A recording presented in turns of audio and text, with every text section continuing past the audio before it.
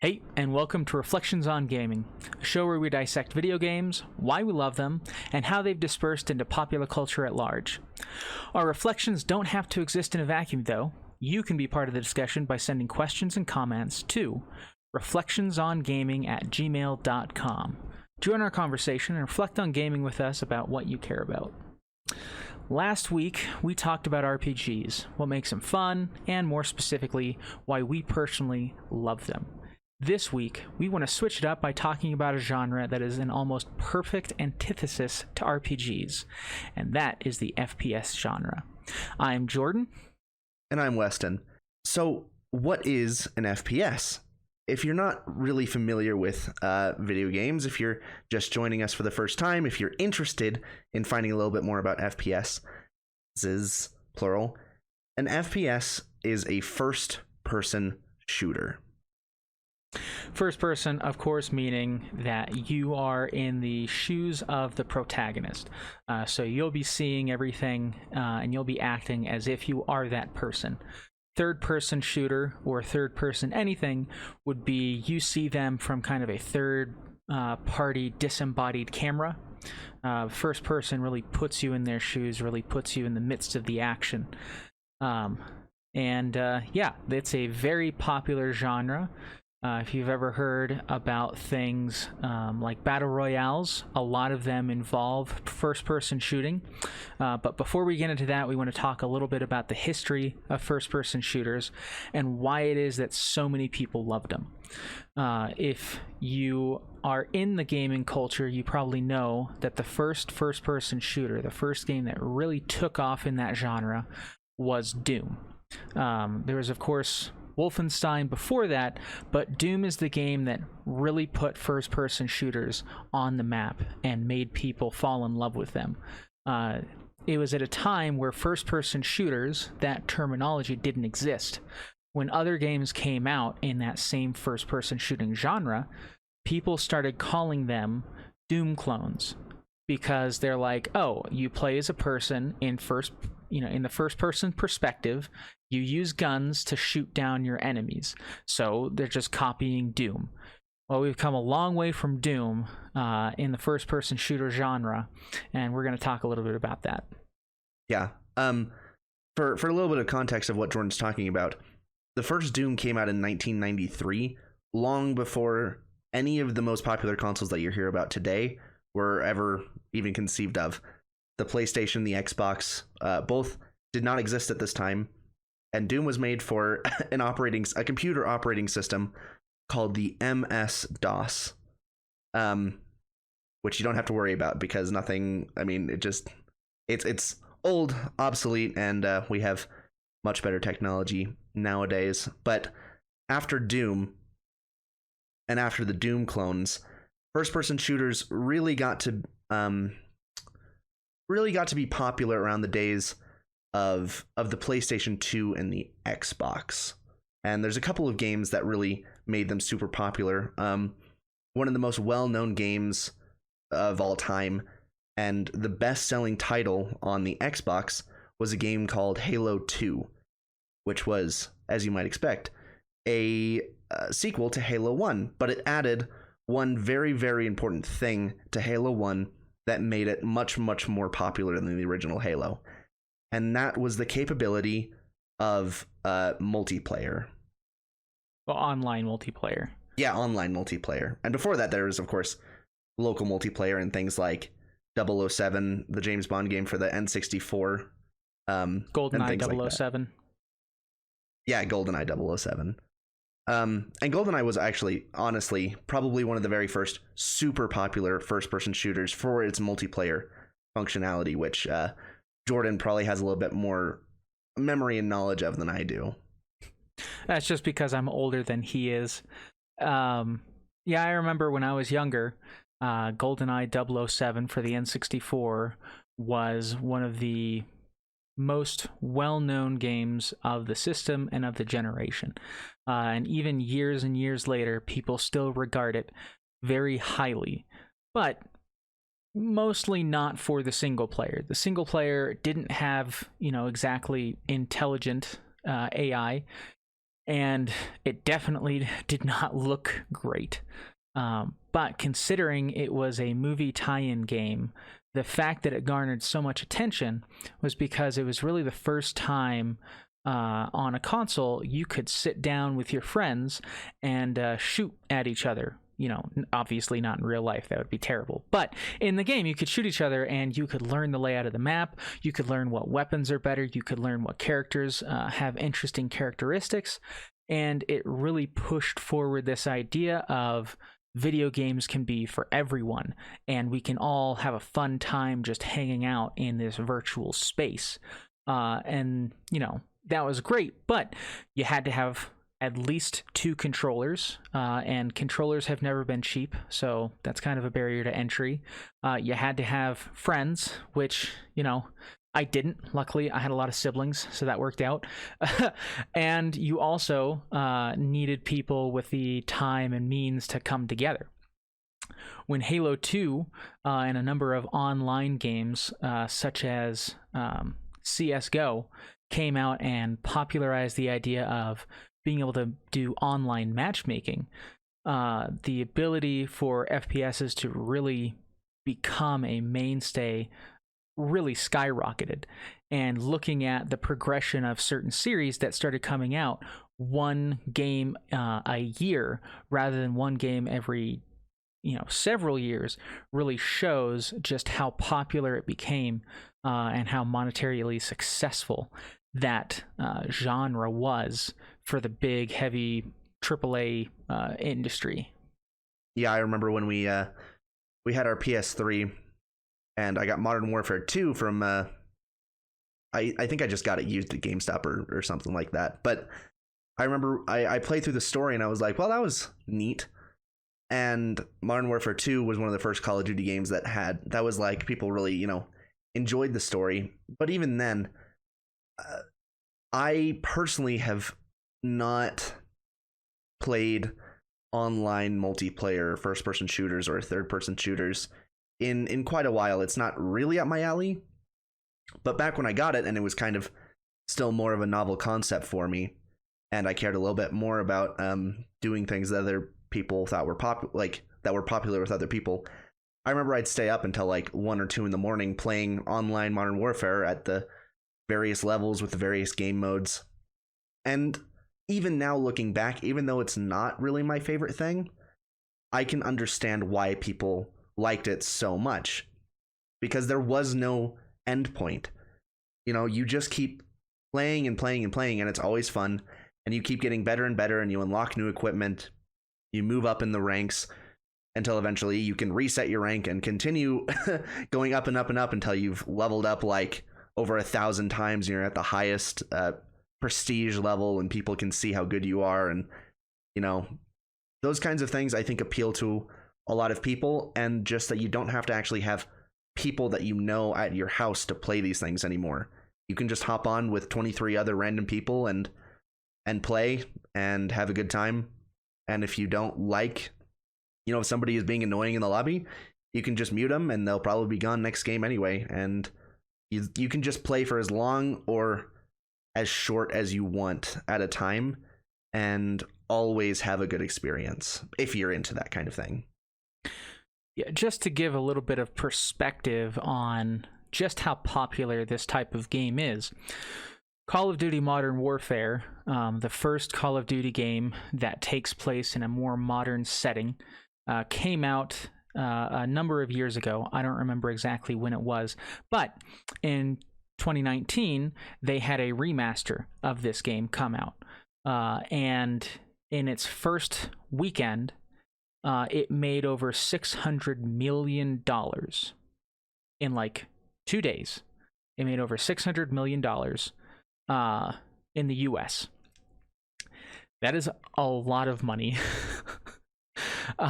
There are hundreds, if not thousands, of games released every year now. So any one game getting over 1 million sales in a year is amazing. Modern Warfare got like 10 million sales in the first couple of days.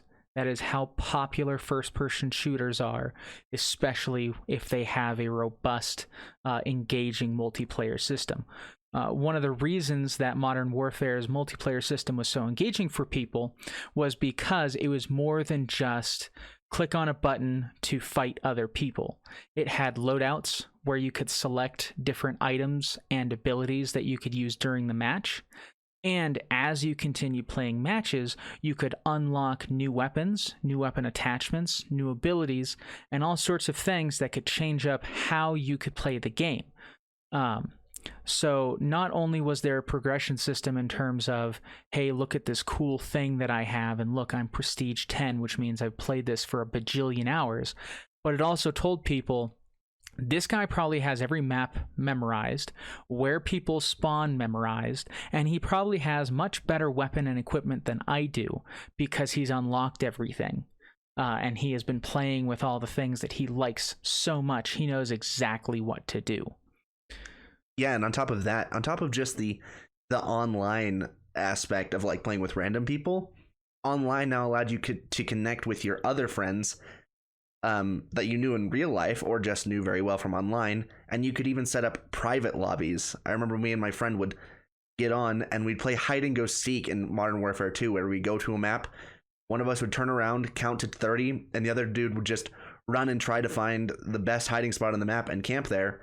And as soon as you found each other, it was then just like a firefight, and you tried to just get out of there until, and whoever died would be the seeker next time or whatever. It just like opened up a lot more options for people to do things that they like to do and maintain kind of the mayhem that you always enjoyed out of local multiplayer, and just being able to do dumb, stupid, funny things with your friends. Right, and that ties into a little bit of how we wanted to talk about why the first-person shooter genre is so popular. In one of our first podcasts, we discussed the 4 Bartle types of player psychology, of why people are interested in playing video games. There's not just the Bartle types, there's also Kiersey temperaments, and a couple of other theories about why people enjoy video games and what kind of draws them into it. But in general, they always follow the same kind of 4 key principles, and generally only have 4 key principles, which are the socializer, which enjoy acting with other people. There's the killers, who enjoy winning, who enjoy competing and gaining victory over other real-life people. There's the explorers, who enjoy interacting with the world or the lore and just learning and doing as much as they can to expand their horizons. And there's the achievers, who love to achieve things, not necessarily beating other people, but doing something that they're rewarded for, or doing something that no one else has done before. There's also the idea of having an internal versus external actions in the game, and changes versus structure, which is just the idea of some people like a game that says, this is what you need to do, go do it. Some people like a game that says, do whatever you want, and then they're open to do whatever they want. And of course, the idea of people who are more interested in playing alone versus people who are more interested playing with others. The majority of people, every person you encounter, whether they enjoy video games or not, would be categorized in more than one of these categories. And generally, they take a little bit of a dip in all of them. I mean, honestly, who doesn't like winning? I don't think you're going to find anyone who says, yeah, I hate it when I win. It's the worst, right? Everyone likes winning. Even if that's not the reason why you play games or you interact with people, everyone likes to win. And everyone likes to find something cool or new. And everyone likes that little thing that pops up that says you did something that other people haven't done. Or you don't even care if they've done it. They just say, hey, we think that you deserve a little thing for doing this. So really, the first-person shooter genre, and especially the multiplayer aspect, plays into all of the aspects that people are interested in playing video games for. Obviously, the most simple one to understand is the socializer and the killer. For, online multiplayer lets you interact with other people, whether you know them or not, which is always fantastic. And anyone who's kind of a socializer, especially people who are a little bit more outgoing, are going to love that, are going to love to be able to hang out with their friends in a virtual environment that is much less constrained than having to be together with couch co-op. People who enjoy beating other people at video games, the killers, are of course going to love competitive environments where they can, flex on their opponents and be like, hey, I've played this for 100 hours and I'm going to completely destroy you. But the achievers and explorers also have a lot in that the achievers can win a match, or they can have the highest scores to help their team, or they can earn trophies / achievements for different things in multiplayer, as well as just unlocking things is always fun. And in that same way, explorers can learn things about the map and the gameplay system that they might not learn anywhere else. So one of the reasons that first-person shooters, and especially the multiplayer aspect of first-person shooters, have just exploded in popularity is because there's almost no one who doesn't love them. And especially people who aren't necessarily super invested in video games, what you'd say not a core gamer, just because people who play video games like to think they're special by being core gamers because they play more than, the most popular stuff, whatever. But, people who are just playing it, it's very easy to get into because they can spend a couple of hours, every day or every week, and there's no story that they need to remember. They can just hang out with their friends when they've got time, and they can, they can just play this game and have a good time regardless of what it is they're looking for. Yeah, I think that covers really well, I think, why FPSs are so popular, is that they really appeal to everyone in some capacity. And, the amount of time people spend on them will vary. Some people put hundreds or thousands of hours into FPSs, and some put, a more modest amount into them. But I think everybody who picks them up can have fun with them for at least a little bit. Even if it's, if they don't want to get destroyed by people online, well, there's the local multiplayer that you can still do, or even online multiplayer just with people where it's a little bit more casual and less competitive. And I think moving a little bit onto our next topic, how do you make this even more lucrative and more popular? Capitalize on all of the things that people loved about online multiplayer. Appeal even more to every gamer type and make it free. Mostly free. And that's exactly what Battle Royales have done. And Battle Royales, if you're not familiar, if you're familiar with the Hunger Games, it's essentially the Hunger Games in a shooter. Essentially, everybody starts out, and you either start out with essentially nothing or literally nothing. And the maps in Battle Royales are ginormous, and they slowly shrink and shrink and shrink so that everybody is pushed to the center until you're all fighting.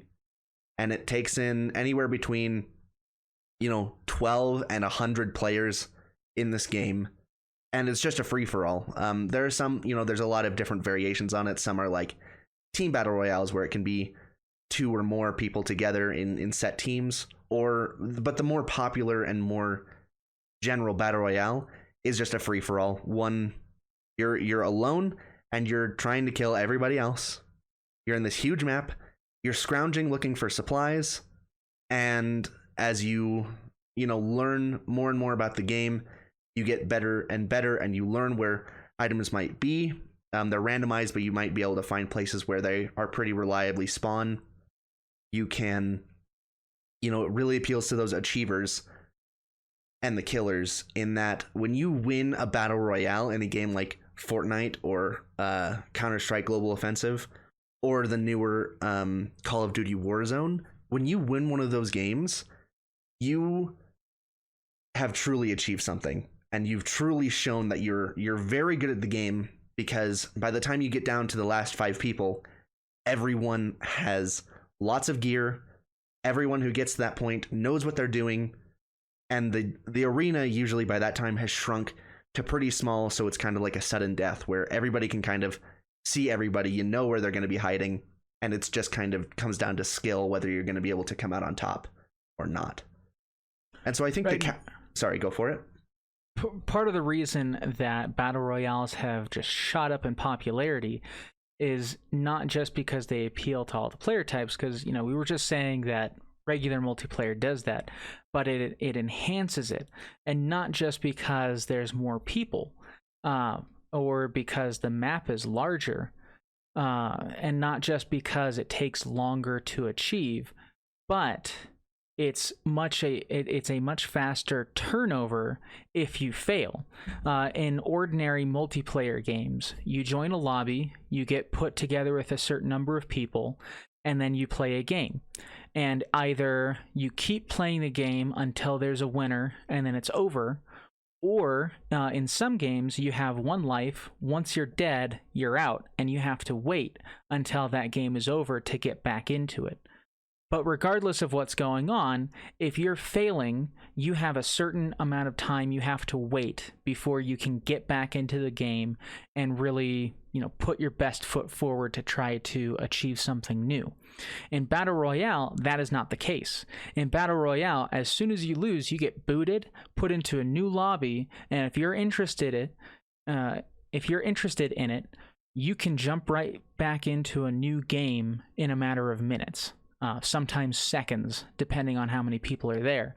So now, on top of killers get to feel the rush of defeating hundreds of people, socializers get to hang out with hundreds of people, and either meet new people or hang out with dozens of their friends in a competitive or cooperative manner. Explorers have a much larger map that they can check out, and they have all sorts of other mechanics that they can delve into. Achievers have just such a high goal to aim for, but now all of those things can be achieved much more quickly. The turnaround is so rapid in these things that it's so sometimes addictive for people, and there's a lot of people that are going to be like, one more round, because the round could take 5 minutes, it could take 50 minutes. It depends on how good the player is, how good the other players are, just a number of random things like where you happen to drop off, what items you find, who other people around you are, and what items they have. So, really it's taken the core tenets of a standard multiplayer match and just elevated them in so many ways that it's no wonder why Battle Royale games have taken the world by storm. Yeah, one other thing that I was thinking about as you were talking about kind of the explorers, I realized that one thing that has even enticed me, who I'm not that interested in playing things like Fortnite and Warzone, but one of the things that has enticed me to Fortnite, and that I think really has set it above and was a really, really good idea, is the seasons. Because in a normal online multiplayer game like Halo 2 or Modern Warfare 2, because I have more experience with that, once you know the maps, they're not going to ever change, right? The same maps that existed 10 years ago, the same Karachi map is the same today. The same hiding places are the same today. And it's never going to change. You might get DLC maps, sure, but once you learn the DLC map, that's not going to change either. However, in Battle Royales, not all of them, but Fortnite is a really good example of this. Fortnite works in seasons. And I don't know how long seasons are. I'm sure it's probably variable. But every time a new season comes out, the map completely changes. Or at least the form of the map completely changes. For example, right now, the current season has flooded the whole map. And a lot of the same kind of landmarks are there, but a lot of the gameplay has changed because now you're in water a whole lot of the time. And there's new things that you can ride and new weapons that you can get and use. And the map, for the explorers, I think that's a really good pull. And for everybody else, it's just a way to show more skill, right? That no matter what's thrown at you, you can still be the best and you can still achieve and kill, and you're always going to be playing with tons of people for the socializers. So I think the constant change that especially Fortnite undergoes has really set it above not just regular online multiplayer that used to exist, but pretty much every other battle royale as well. All right, and on top of that, each season introduces limited time items that you can purchase in the store. Almost 100% of the time, they're just cosmetic items, like different skins for your weapons, different skins for your player. And so both achievers and socializers are pushed not only to continue playing the game, but continue succeeding in the game so that they can get these things. And they know that because they're limited time, if they're not fast enough, they're going to miss out on something. They're going to miss out on the elements that make the game fun to them. That, depending on how you look at it, is a negative thing, because it's pushing people to continue investing in the game and sometimes pushing them to pay real money for different things so that they can have what they want. But that's neither here nor there for our current discussion. Now, we don't want to get too far away from first-person shooters by themselves, because battle royale games aren't all first-person shooters, and the battle royale genre is really a new type of game unto itself. But we wanted to delve into kind of the evolution of first-person shooters and how they have continued to evolve and change to remain relevant in the current landscape. Now we want to talk a little bit about what sets different first-person shooters apart, because first-person shooters are some of the most common type of game out there. I do not have statistics for this, but there are probably more first-person shooters released every year than any other specific genre of video games. And that's for a lot of reasons. But rather than delving into the reasons why there's so many first-person shooters, let's talk about how first-person shooters set themselves apart from each other to remain interesting, right? But they still have to have some core tenets that they remain faithful to be in that first-person shooter genre.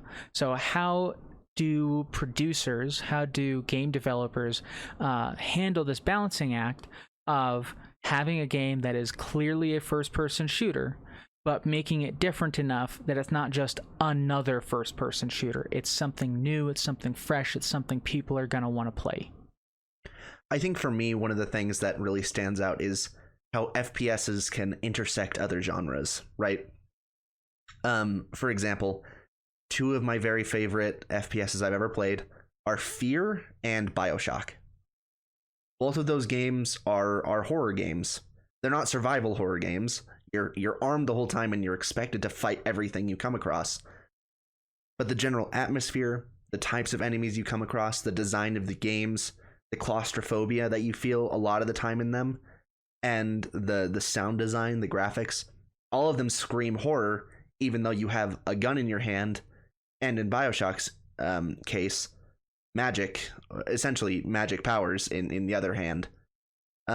Even though you have full defense, they changed the FPS genre enough, they molded it so that it was still an effective horror game, and you could still kind of freak out at things happening, even though you could kill anything that came across your path.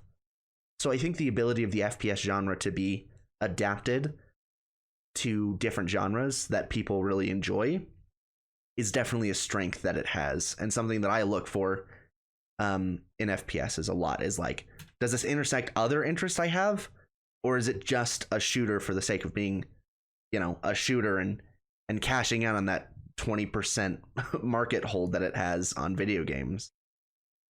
Which is not to say that that's necessarily bad, but when you have only a certain amount of time, you want to make sure that you invest your time in something that is the most interesting to you personally, not just something that's good, but something that's great. Now, when I think of first-person shooters, and I think of how different companies attack it differently, I think that there are three kind of main avenues that game developers have to set their game apart from other games.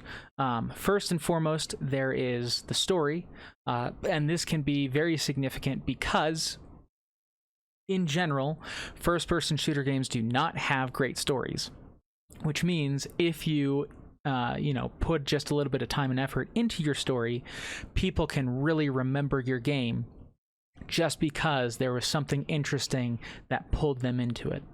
The next thing is the actual mechanics of shooting. Modern Warfare, which is something that we talked about, is a what's the terminology? It's a military shooter, which is kind of a broad term for first-person shooters that are more realistic. You move a little bit slower, your character feels kind of weighty, the guns that you use tend to be on the more realistic side, obviously not very realistic at all, but more realistic than some other games. And you can change that. You can make it so that your character can jump 20 feet in the air. You can make it so they can flip tanks with their bare hands.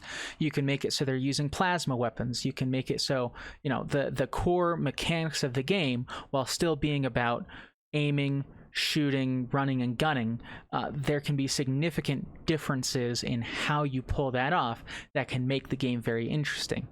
The third main kind of appeal of first-person shooters that can set your game apart from others is the level design.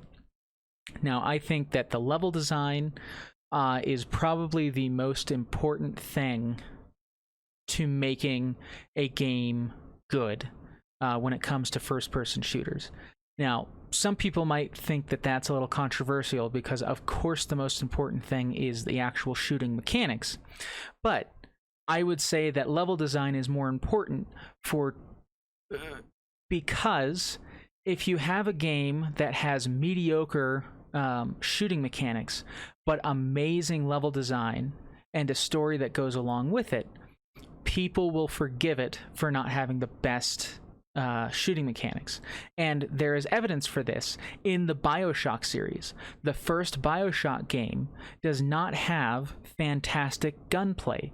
It is very bare bones and just, it works, but that's about all you can say about it. It works. However, the level design was so interesting and the story that went with it was so engaging, people don't really care. People love the BioShock series in spite of the fact that the shooting is mediocre because the level design and the story is so tight.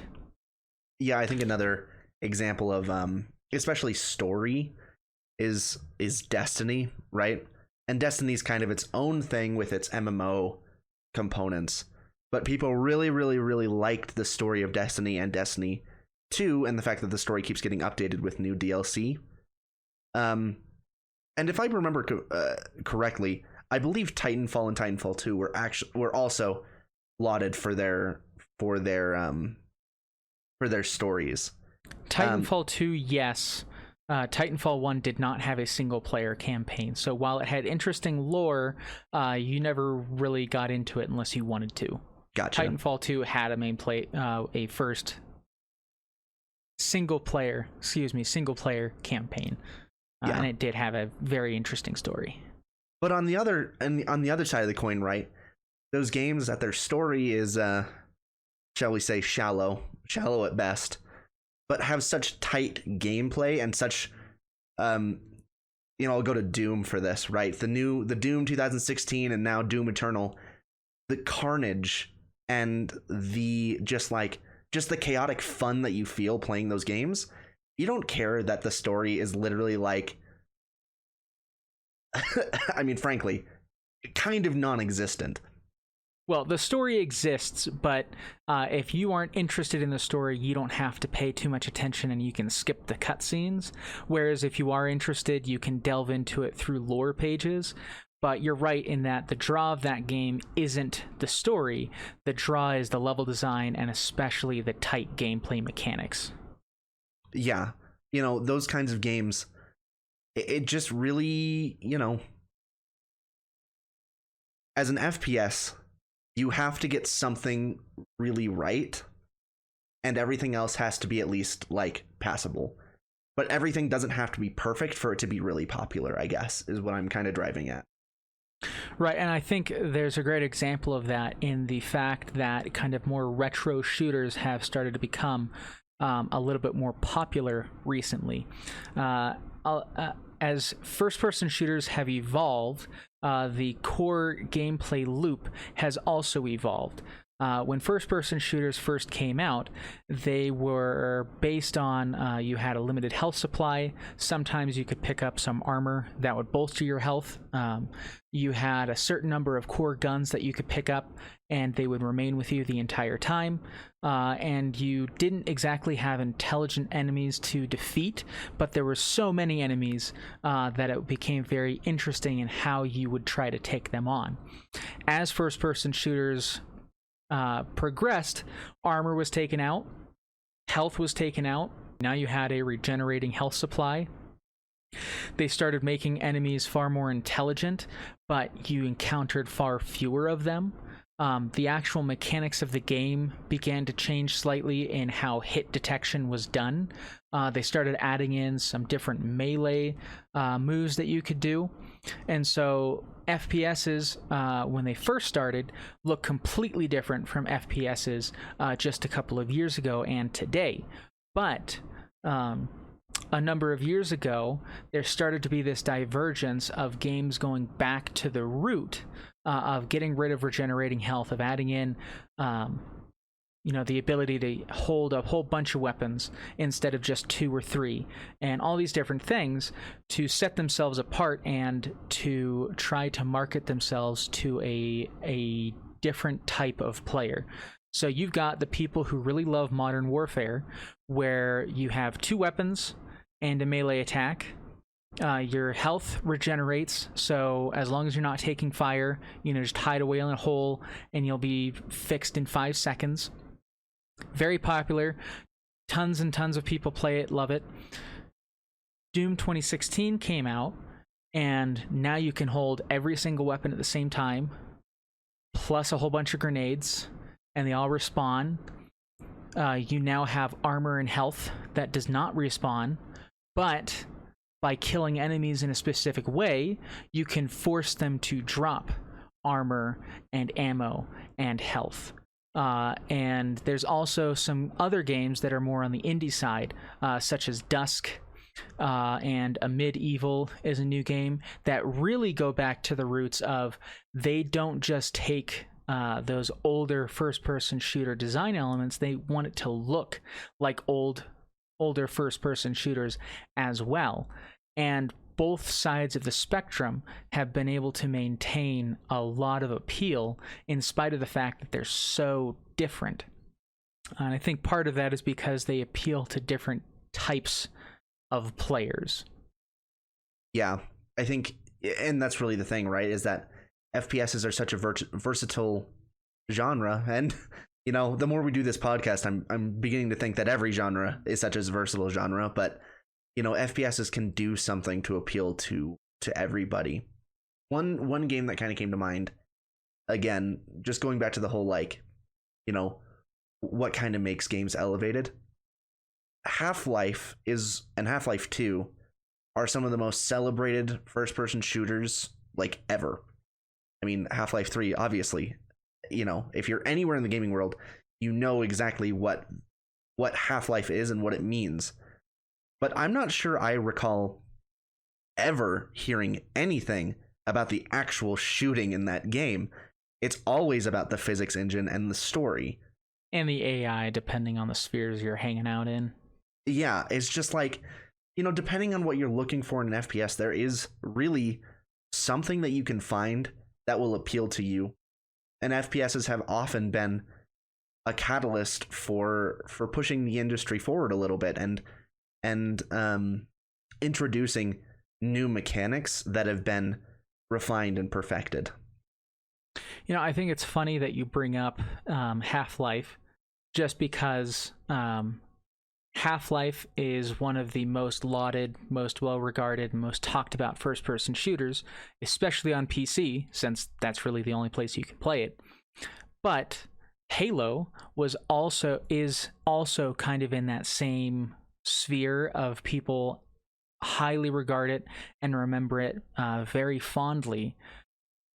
Both of them are generally remembered because of their story and people loving that interaction that they had with the world and with the other characters and with what was happening. But while while Half-Life, both of them start with an H, so gotta keep it straight in my head. While Half-Life had an incredible physics engine and really deep AI and all this stuff, Halo didn't have a massive physics engine, but the gameplay was also incredibly fun. The actual shooting mechanics made every gun feel different and unique and generally useful. There's always a couple of dud guns in a game. So it's just funny that it seems to me like some of the most well-regarded games in the first-person shooter genre, in spite of the fact that most people think of first-person shooters, and I even mentioned this, as not having a lot of story relevance. You don't have to have a great story to have a great first-person shooter. In spite of that, two of the series that are the highest regarded in the gaming kind of sphere are regarded that way because they have such fantastic stories. Yeah, and I think the cream of the crop is when those two things come together, right? Is that I feel I realized I left off one that I can't believe I forgot about. But the Wolfenstein reboots, I think, really are like the best of both worlds. The shooting is really tight, and the story in the newer Wolfenstein games is quite compelling. It's very interesting.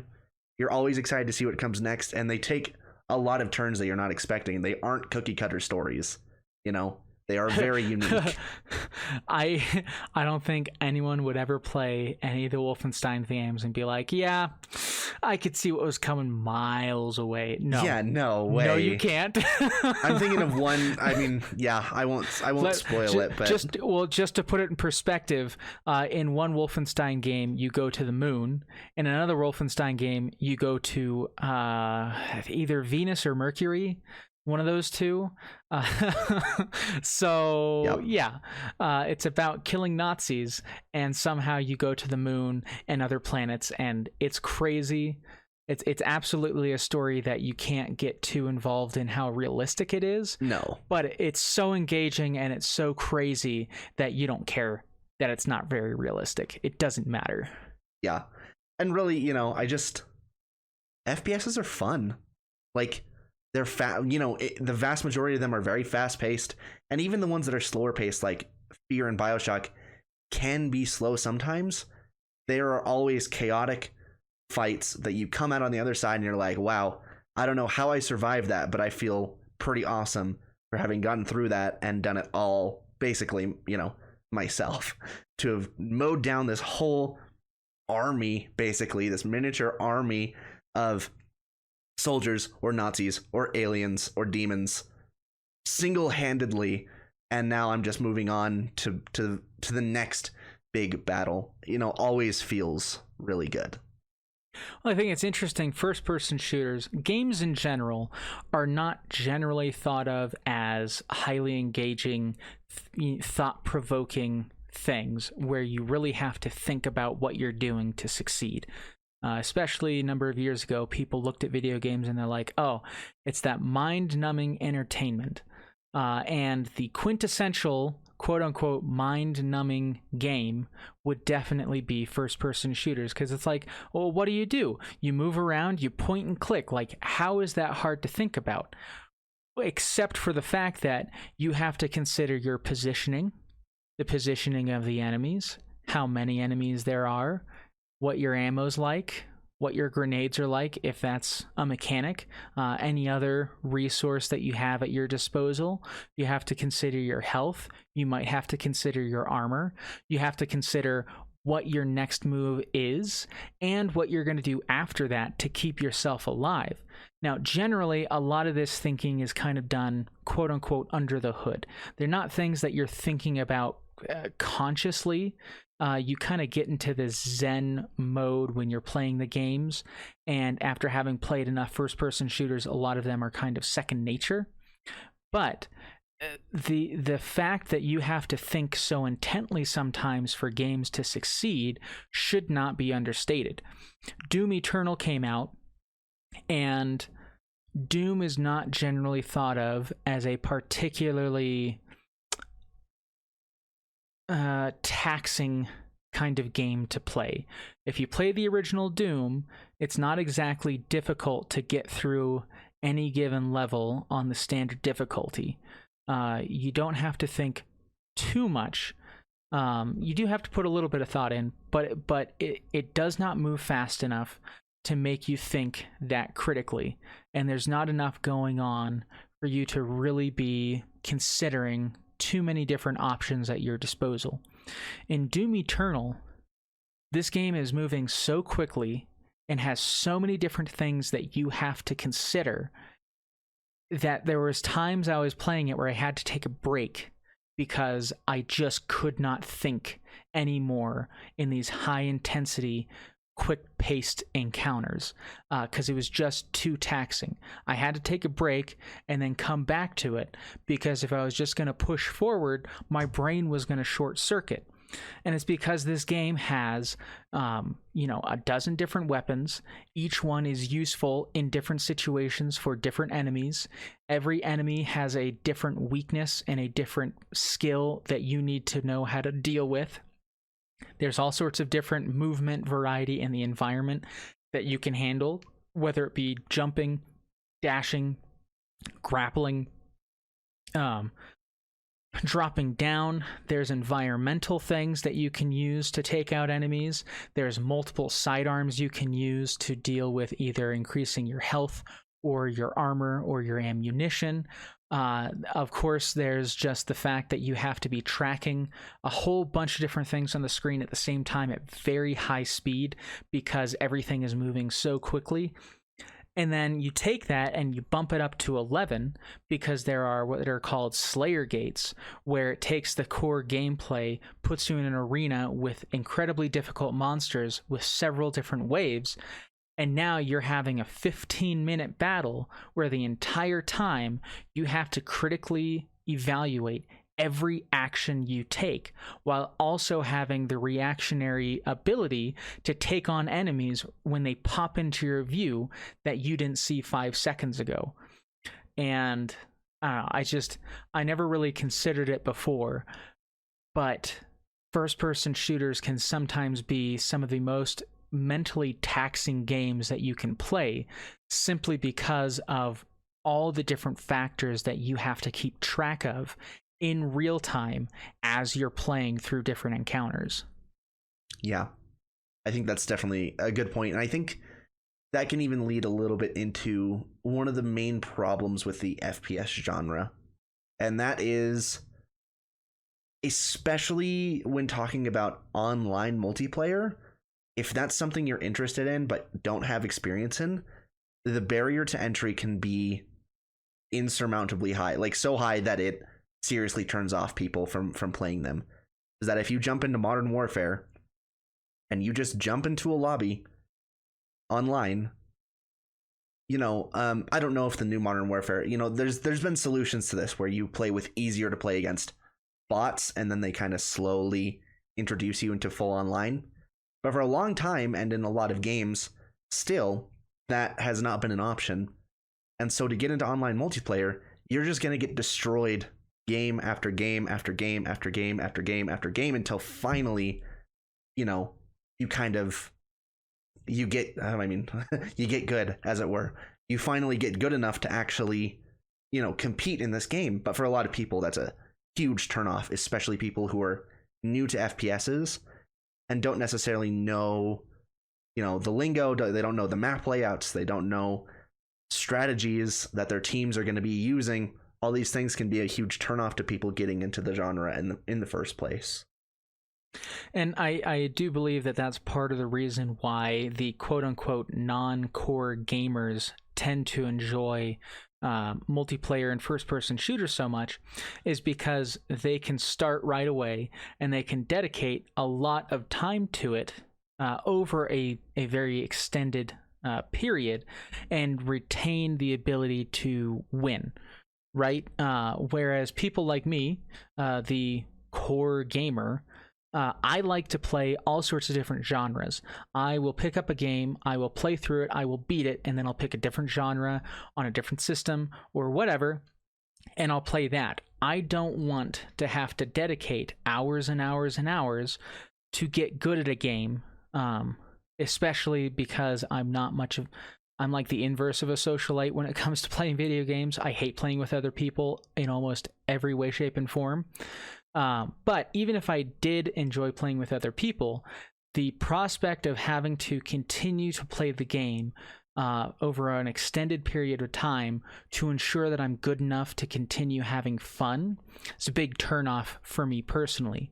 And if you take that idea and then add on top of it the idea of just getting familiar with a game, period, learning how the controls work for a first-person shooter if you're new to gaming as a whole, or at least new to first-person shooters, it can be extremely daunting for someone to try to get into even a single-player game of first-person shooters, because they require a lot of that mental endurance that I was talking about, but even more so, they require what's called Twitch skills. Twitch, in this case, not being the social service that allows you to stream different things. But Twitch gameplay is the idea that things in the game are happening so quickly that you are twitching your hands or you are twitching your head to encounter that opposition. And as you progress in video games and first-person shooters, your Twitch skills increase. Your ability to react to things accurately and in a timely manner continue to improve. And this is actually a scientific, they've done a couple of studies and found that people who play a couple of hours of video games in a week improve significantly their hand-eye coordination and their ability to track multiple objects at the same time. So it's been scientifically shown that people's Twitch skills improve over time as they play video games. But you imagine trying to get into a game when your Twitch skills are relatively low, and you're likely to have a bad time. Yeah. So just kind of in summary before we close out, FPSs offer a lot to the table, and a lot of times they're kind of put down by the core. By the, again, core gamers in quotation marks. They're kind of put down as kind of like this lower echelon by a lot of people, because so many people who are not core gamers play these kinds of games that it's like the only thing they play, and they play it for hours every week, and they're very, very good because it's all they really play. But in reality, the FPS genre admittedly can have a very high barrier to entry. But there's also lots of games that are completely accessible and are very, very fun for pretty much anybody. Anybody can find an FPS that they like because it intersects another genre they like, or because it has certain game mechanics, or the story is something they like. The FPS is just such an expansive genre that even though there are lots of FPSs with significant problems, and there are lots of FPSs that are essentially unplayable, there are also many, many FPSs with great stories that anybody can pick up and enjoy, and are just altogether great games made by great developers. Right. So with that, we want to suggest a couple of games that you can try out if you want to try, to get into first-person shooters. Before I do any kind of suggestions, my first word of advice would be, set it to easy when you're starting out. Between not having the skill and just trying to get accustomed to things, there is no shame, regardless of what other people or the game might say, in playing on an easier difficulty. The main purpose of video games is to be enjoyable. I don't think they always have to be quote unquote fun, but you should also always be enjoying what you're doing when you're spending money and you're spending time on it. So start it on easy difficulty so that you can kind of get your sea legs with these games. And then if you enjoy it, start bumping up the difficulty and seeing if you like that. If not, I mean, like I said, there's no shame in that. Play games the way you want. Screw what other people say. Indeed. With that, I would say if you are looking for a more modern first-person shooter that has an interesting story, so a lot of different mechanics to keep you engaged, and you're never kind of getting too used to what's happening, Titanfall 2 is a fantastic game. Not only does it have a very engaging story, great world building, it looks beautiful, though the level design is fantastic. Every level is memorable. Every level has a mechanic that is interesting. In one of them, you can hop between 2 different time zones, the future and the past. Awesome. Always a cool conceit, but it only lasts for 1 level. So the whole game isn't about, time bending and all this stuff. It gets rid of a lot of the convolutedness by keeping it to just 1 location. But yeah, and then on top of a stellar on top of a stellar single player campaign, it also has a very interesting take on multiplayer. So whether you want to get into the single player campaign or the multiplayer and try it out, that would be a pretty good first choice. Yeah, if you're interested, if you have any interest in horror games, again, my 2 favorite, a couple of my favorites are the Fear series and the BioShock series. Both are, if you play in the lower difficulties, low barriers to entry and pretty good introductions. If you're interested in what we were talking about earlier, the battle royales, kind of the massive multiplayer type of shooter, Fortnite, Counter-Strike Global Offensive, and Call of Duty Warzone are all and Apex Legends are all free, completely free for you to play, and you don't have to spend any money to get good things in the game. Nothing you can pay money for will actually give you an advantage in the game, which is something that's really important, and that's why I'd recommend any of those. Are all pretty good starters. Just a quick note about those battle royales, especially with Fortnite, a lot of younger children are interested in and wanting to play that game, and Fortnite in particular, there's probably nothing you really need to worry about content wise, or from other players. I don't believe that you can talk to other people on there. So if you have kids that are playing it, or are thinking you might let your kids play it, Fortnite, not an issue. Other battle royales you probably want to do some research into. Fortnite doesn't have any kind of blood or gore. People do not die in that game. They just get teleported off the island. A lot of the weapons are very cartoony. So it's not, it's not imitable. Whereas other games, they do tend to have at least a little bit of gore, and there's a little bit more in it. So that's also something to consider when you're looking at games. The last thing that I would suggest playing, if you want to get into first-person shooters, Doom, the original Doom, is still a lot of fun. It's playable on just about everything, including your toaster. And I'm not even kidding about that. If your toaster has an LCD screen, someone probably made it so that Doom can run on it. It's cheap. It's usually like $5. You can also get the first set of levels for free, so you can dip your toe in with no strings attached. It's super tiny, so it's fast to download, and it won't clutter up your computer or anything. And it's also significantly easier to wrap your head around, for the reason that it is technically a 2D top-down shooter. Now, when you play it, that's not what it's going to look like. It's going to look like a regular 3D first-person shooter. But the game, the engine the game was developed in, does not technically have a Z-axis, which means that the levels cannot stack anything above them. So you'll never go up some stairs and over a piece of terrain you were in before, which makes the map relatively easy to understand. And because there is no Z-axis, when you shoot at an enemy, you don't have to look up or down, just left and right, which makes it really easy to aim, and it's much less taxing brain-wise in just figuring out how to play the game. So Doom 1 and 2, definitely great contenders, especially if you're worried about getting overstimulated or